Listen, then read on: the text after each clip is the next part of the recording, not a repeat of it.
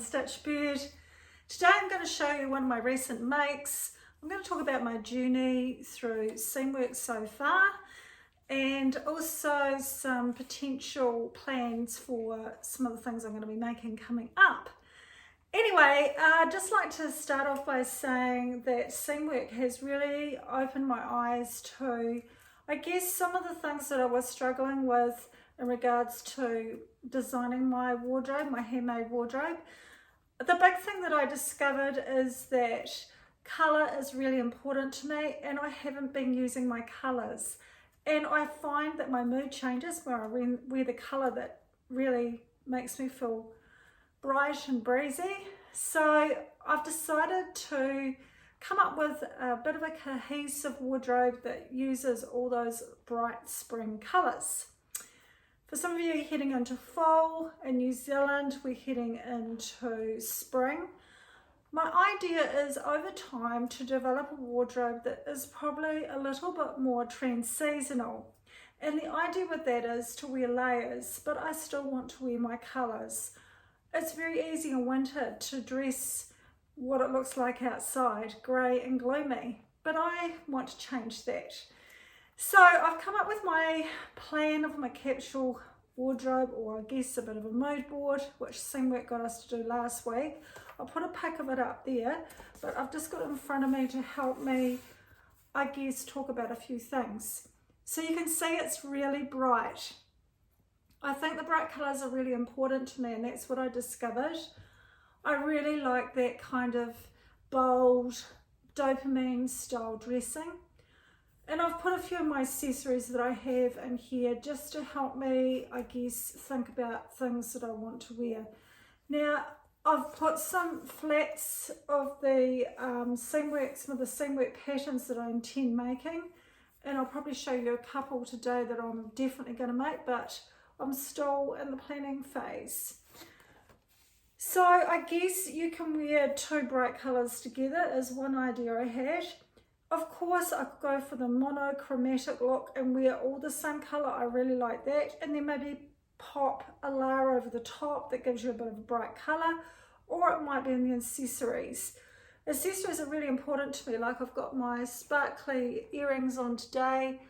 I like wearing bright accessories as well. So I've included some of those in my little plan as well, just in the centre here. And I'm planning on getting a few more. They're inexpensive and they just add a little bit of glam, I guess, to your outfit. So that's kind of where I'm at the moment. I'm trying to go through my fabric stash to try and select some fabrics I've already purchased that will fit within this colour scheme. Plus, I'm not making a whole new wardrobe. I'm actually thinking about pulling some pieces from my holiday capsule and also from last summer, spring, and mixing and matching with some pieces that fit this colour scheme that I have here. So, I mean, it may mean that I just need a few more tops just to mix and match, maybe a couple of layering pieces. We're just going to see what, is missing in the wardrobe that I need. Plus, I'm really keen to try out some of these Seamwork patterns. Some of the Seamwork patterns I think are going to be great as some staples in my wardrobe, and that largely most of them are really easy to make too, which means that I'm not going to be spending all day making a garment. I'm going to be able to get a few pieces made, and then I can spend time on those focus pieces, those elevated pieces. So really looking forward to developing this further. So that's kind of where I'm at. The other thing that I've learned this week is how to draw my own croquis. Now, if you don't know what that is, it's kind of like a silhouette of your body shape. And Seamwork have a video on YouTube showing you how to do this. And you can also draw the clothes over the top using a tablet or iPad. If you don't have one of those, you could just print out your drawn croquis.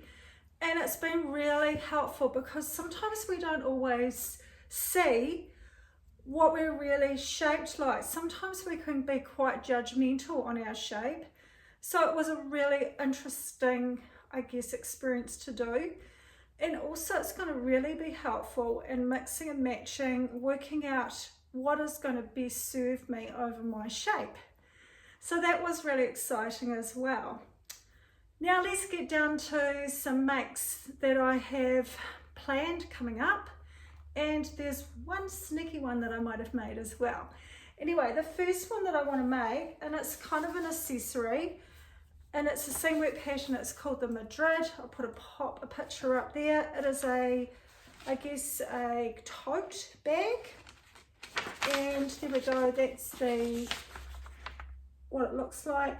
So I'm planning to use two materials. I'm not sure how this is going to go yet because I haven't done a lot of sewing with leather.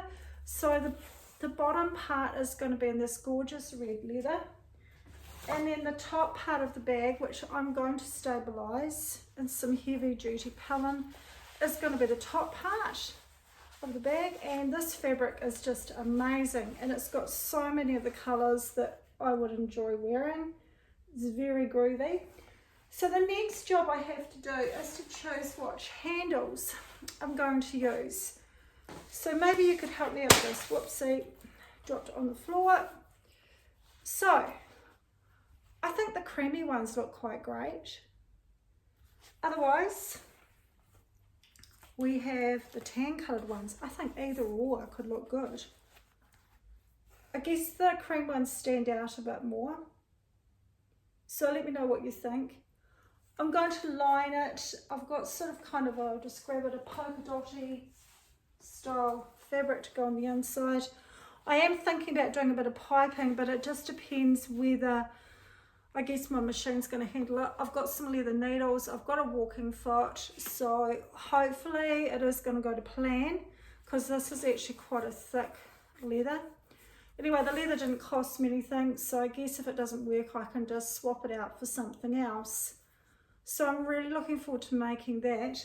The top part of the bag, which is in kind of a duck fabric, I got this from a local furniture store. It's called Fabric of Society, and it was called Femme de Bacon. It's in North Canterbury in New Zealand.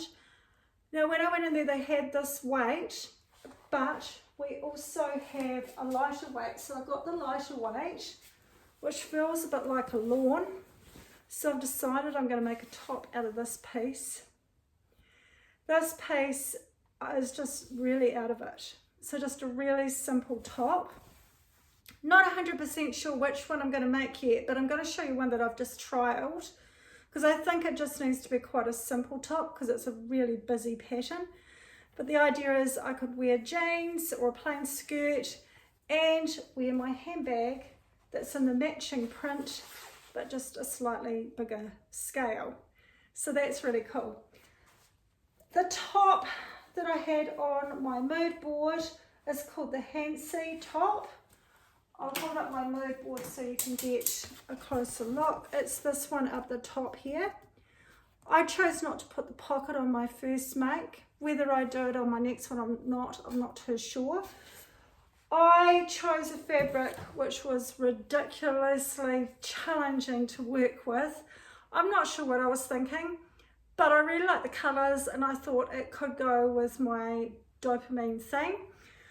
I chose to make my first version with was not the easiest, I have to say.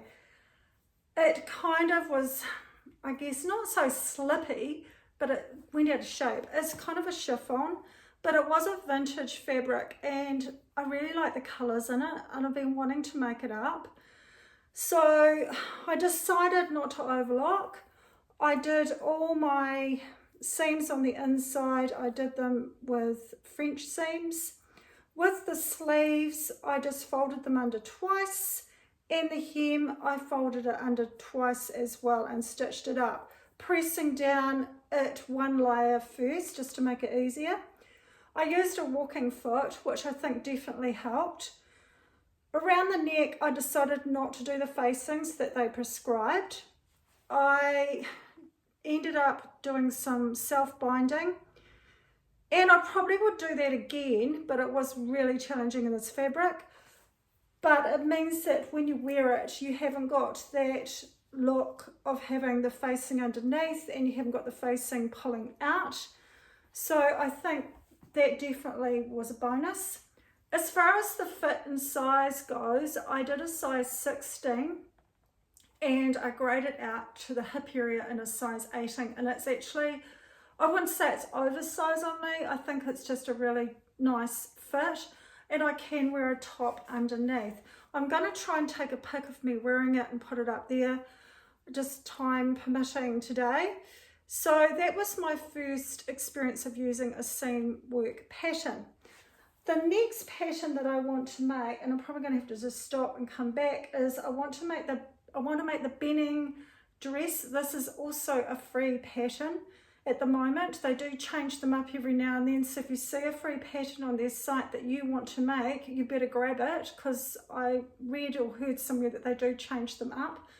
The Benning dress I thought would be great to wear to work, to do a variety of activities in it.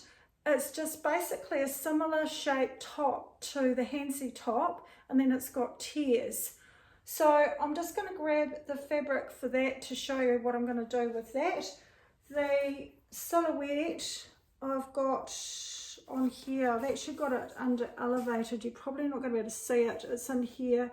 But I'll put a pic of the line drawing up here so you can see it.